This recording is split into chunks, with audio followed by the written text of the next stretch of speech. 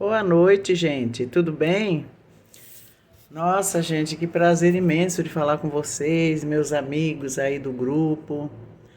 Faz tempo que a gente não se vê, mas está chegando a hora da gente retornar à rotina.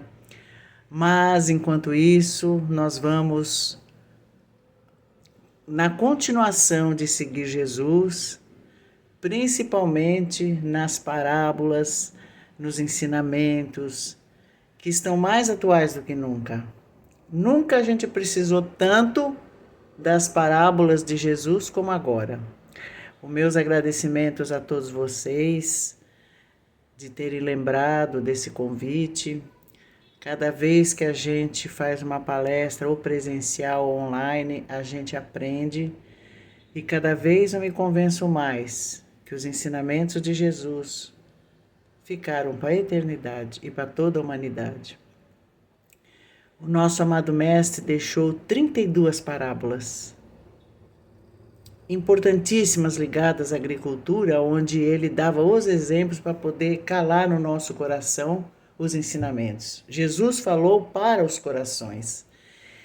Então ele fez 32 parábolas. A primeira foi a parábola do semeador, a parábola das parábolas segundo Caibachútil.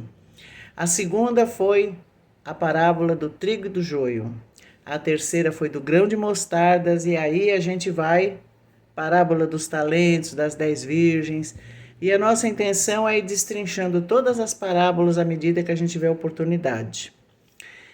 Então, no Evangelho segundo o Espiritismo, está a parábola na parte dos sede perfeitos, onde ele começa assim: e o semeador saiu a semear. As sementes foram caindo e uma porção delas caiu num terreno duro, num terreno infértil, num terreno onde as sementes não tiveram reação nenhuma. Vieram as aves do céu e comeram. E o semeador continuou semeando, e as sementes caíram em pedras, em um terreno pedregoso. E entre as pedras as sementes nasceram. Mas quando elas nasceram, veio um sol muito forte, e esse sol muito forte matou as sementes. E o semeador continuou semeando. Quando algumas sementes caíram numa plantação onde havia espinhos, as sementes, quando nasceram, ficaram sufocadas pelos espinhos e morreram. E o semeador continuou semeando, até que ele joga sementes e deixa cair as sementes num terreno fértil. 3%, 60%, 100% fértil. E trazendo essa parábola aos nossos corações e aos dias de hoje, o semeador é Jesus. As sementes são os ensinamentos do Evangelho e a terra somos nós, o nosso coração. Então, na semente onde caiu o terreno duro, é quando a gente não consegue entender, não quer entender, não está interessado em entender. O Evangelho chega e a gente não deixa penetrar no nosso coração. Quando as sementes caem num terreno pedregoso, esse terreno significa o nosso coração quando nós escutamos a palavra, quando nós entendemos a palavra. Ah, que bonito, gente, nossa, que lindo, põe no Facebook. A gente só trata de encaminhar, a gente acha bonito aquilo e trata de encaminhar, mas a gente não traz para o coração. É aqui e aqui, a gente não traz. Então, esse é o terreno onde a planta onde foi plantado, entrou, penetrou, mas diante da nossa leviandade espiritual ainda, da nossa infância espiritual, a gente logo deixou. Porque é bonito, mas não para mim. É bonito assim ao visual. Então nós somos as pessoas cujo terreno ainda não entendeu os ensinamentos do nosso governador planetário. As sementes que caíram no espinheiro somos nós, que entendemos a doutrina, entendemos a missão de Jesus, seguimos o que ele ensina e achamos bonitos os trabalhos do centro espírita, dos templos religiosos. Então, o que nós fazemos? Nós entramos na tarefa, aceitamos a tarefa que a casa nos deu, nos integramos numa equipe de trabalho. Aí os familiares começam assim: vai de hoje para o centro de novo? Você é fanático. Tem o aniversário da família. Você já vai? Tá chovendo. Nossa, você vai nesse calor? Nossa, mas você vai de novo no centro? Ou então, quando a gente chega em casa do centro, arruma uma briga e a gente reage. E aí, quem ficou em casa diz assim: é assim que você vem do centro? Você chega do centro desse jeito? Tá pior, você chegou pior do centro. Então, esse terreno entre espinhos é quando a gente assume a tarefa e as belezas do mundo, os dissabores do mundo nos tiram da tarefa e nós deixamos nossos companheiros na mão. Porque quando a gente larga uma tarefa numa casa espírita que a gente assumiu, precisa ser por um motivo muito sério. Não é qualquer melindre, não é qualquer fofoquinha, não é qualquer familiar que impede. Quando a gente segue Jesus, a gente segue direto Jesus. Não é qualquer problema que tira a gente da jogada. Dentro da casa espírita, a gente sofre melindres e a gente larga a tarefa. A gente não gosta das posturas diferentes daquelas que a gente pega. A gente larga a tarefa. Então, nós somos, nessa hora, o terreno onde nós entendemos, mas as dificuldades do mundo, as distrações do mundo, os problemas do mundo nos afastam. Então, o espinheiro, junto do terreno fértil, o terreno fértil significa o seguinte: eu sou espírita, eu sigo a doutrina espírita, eu sou católico, eu sigo, eu sou umbandista, eu sigo, eu sou evangélico, eu sigo, eu sou Seixonoye, eu sou messiânico, eu sigo.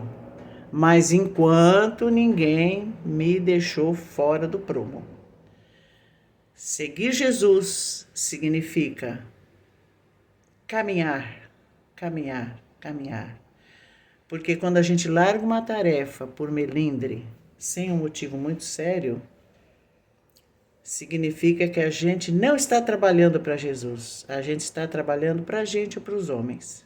Então é necessário que a gente tome muito cuidado com a parábola do semeador.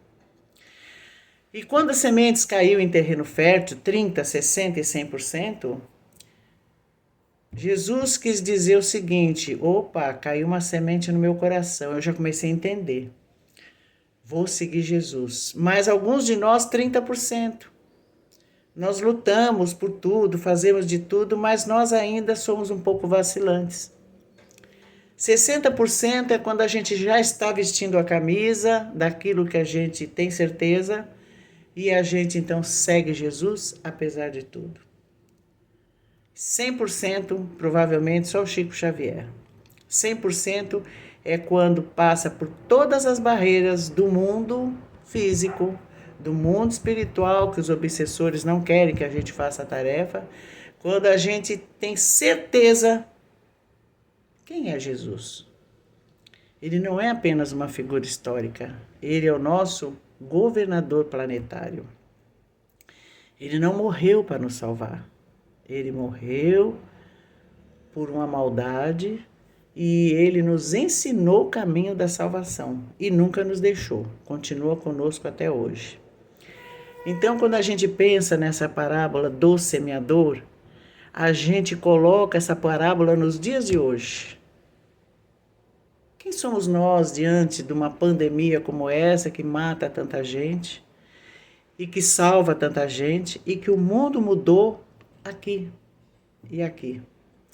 Então, onde nós colocamos a parábola do semeador dentro dessa pandemia? Nas nossas posturas, nas nossas mudanças, nas nossas necessidades de cuidado, mas sem deixar de seguir Jesus, sem ataques, sem marcar as pessoas que não pensam como a gente. Seguir Jesus significa confiar nele. seguir os ensinamentos dele e confiar nele. Porque nós somos os semeadores de Jesus. Ele conta conosco nessa transição planetária.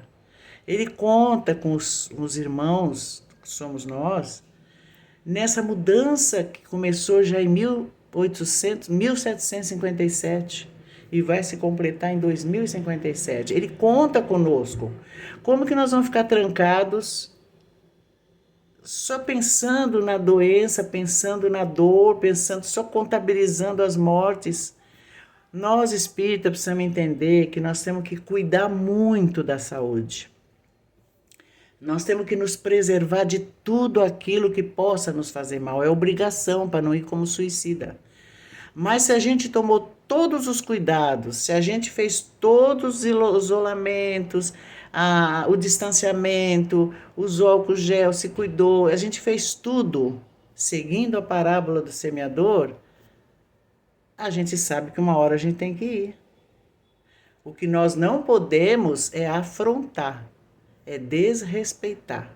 Nós temos que enfrentar a situação sem desrespeitar os decretos estaduais e municipais, mas enfrentando.